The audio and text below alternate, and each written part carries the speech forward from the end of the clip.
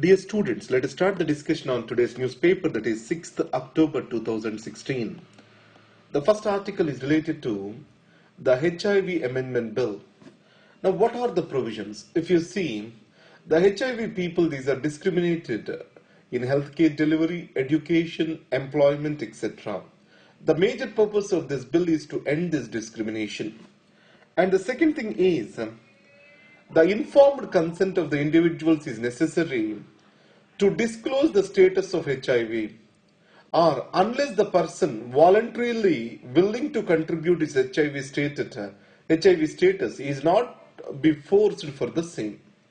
So in this context, there has to be clear consent or written consent for that particular individual. And his status, the information, the organizations that know about his status of HIV, they have to protect the information. It shall not be disclosed to any other third party without his consent. And on the other hand, any person less than 18 years, if he is willing to live in a shared accommodation, that shall be allowed for. So here, the bill is trying to end the discrimination against the people living with HIV in India. Now, but there is an anomaly over here. India is the leader in antiretroviral drug production. But however, in India, only 26% of the people are getting the treatment, antiretroviral treatment, where the global average is 41%. So what might be the reason? That is what is one thing we need to explore. Now coming to aviation emissions. International Civil Aviation Organization, it is proposing for emission caps emanating from the aviation industry by 2020 levels. So now, if you take India's situation, it is an emerging economy and aviation industry is on a growing path. So, if any such caps is going to hurt its growth. But in the West, aviation industry is matured and got stabilized. But it is not the same case with the developing countries. So, India is opposing for the same.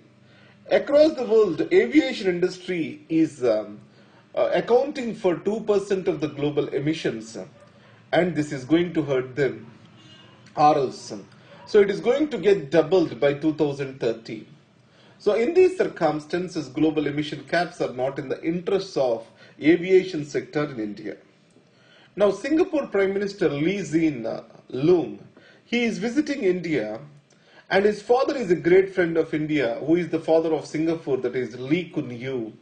He made a statement that India is a country with unfulfilled greatness. It means India had a lot of potential, but it failed to realize that particular potential, according to Mr. Lee Kuan Yew. Now, the Prime Minister has given certain important assessments about the India-Singapore relationship over here. The first is the cross-border terrorism he has opposed it to, and he said that Singapore also faces the similar risk. And he says India has a greater role to play in ASEAN as a dialogue partner and also as member of East Asia Summit. And on the free trade, India has to open up its economy, remove governmental control, simplify the rules, etc. With regard to the establishment of industry, the land acquisition and complex bureaucratic processes across the governments is the major challenge. Finally, India-US tax treaty is for revision. Already it has been revised with Mauritius. On this issue, he said that the Singapore is taking enough care so that there will be no round tripping. The round tripping, it means that Indian black money going back to the other country and coming as a white money. So, Indian money coming back into Indian economy through the Singapore route for tax avoidance, that was not allowed. And all the money is made sure that coming into India is legitimate.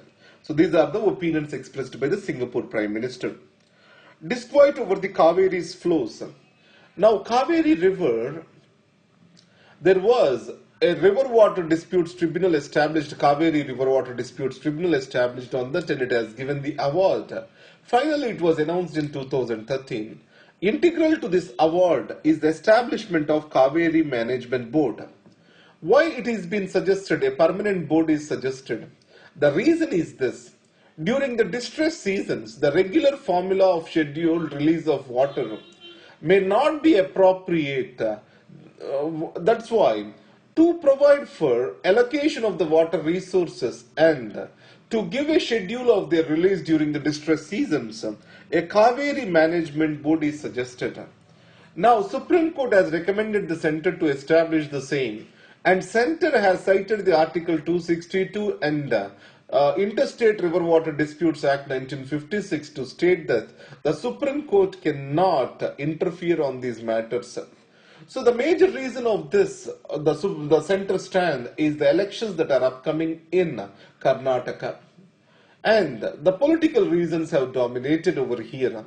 But a technical team finally agreed upon for reporting on the ground realities, but ultimately the long-term solutions lies in establishing a permanent body. Now, US and Russia on relations on Syria. Yesterday you have seen that the US has withdrew from the talks with Russia. So in this scenario, Russia is going to strengthen its aggressive approach against the rebels in Syria, so that it can strengthen the Assad's position. And strengthened Assad is a bargaining chip for the Russia when the new president comes into office in the United States of America. And the second is the Russia sees the Syria as a strategic asset in the West Asia, where Russia lost to US the particular interest in the region when Iran and Iraq moved close to it. So the Russia sees to gain its interest in West Asia through Syria. Now coming to Nobel in chemistry. Now I need to do research on this topic, what is molecular machine. But however, if French and an English and a Dutch man, three together, they got the Nobel Prize for the chemistry for molecular machines. These are also called nanobots or nano machines. What exactly their function is not very clear over here. I will try to explain it some other day. Now, India-Sri Lanka relations, if you come to it. Now, the bilateral issues cannot be discussed in SAARC. And SAARC also is not discussing the cross-border terrorism. So the Sri Lankan Prime Minister Vikram Singhe in his visit to India has clearly stated that the SAARC has the risk of becoming irrelevant if we do not take interstate or else cross-border terrorism under its dialogue scope. So that's a very strong statement against the SAARC, because Sri Lanka is also the country which has withdrew from the SAARC summit that is to be held in Islamabad. And all the countries that withdrew, they stated the cross-border terrorism and interference into their internal affairs as the reason for withdrawal. So in those circumstances, the SAARC statement, it becomes very significant from Sri Lankan Prime Minister. Now today on the surgical strike, another editorial article has come up, and it is not significant. And what is the essence of that article is this: India not chest thumping and highlighting the surgical strikes is in the best interest of both the countries. It is serving the matter or serving the interest for both the countries.